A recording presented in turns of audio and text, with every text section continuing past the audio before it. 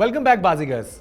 In our series of the stats that give you valuable insights into a player's playstyle, today we will discuss about PFR.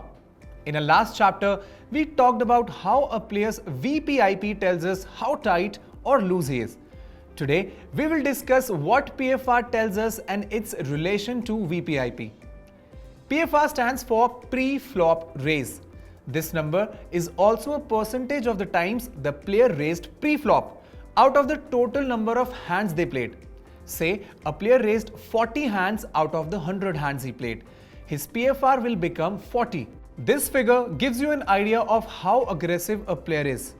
Since the more they raise or re-raise, it's going to become a part of their PFR, the bigger this figure is, the bigger is the aggression factor in their play.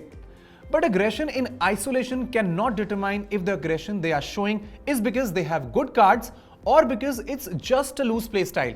We must keep an eye on their VPIP figures as well.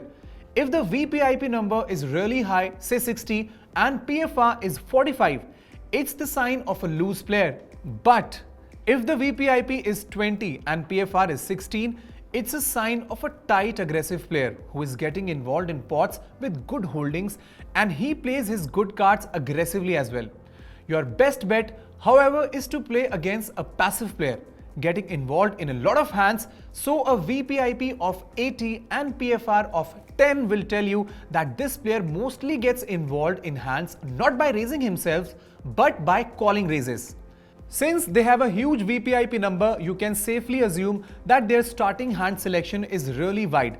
And since PFR number is small, you can assume that it's because the cards they are playing are not good enough to raise with pre-flop and hence easily beatable.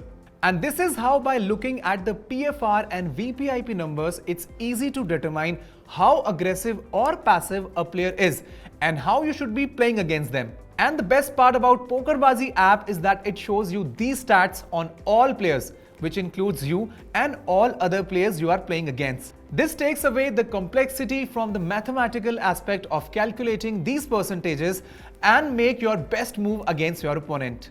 After all, poker is about spotting and winning from weak players, and these stats help you spot them. On the other hand, these stats give you an insight into your own play style as well.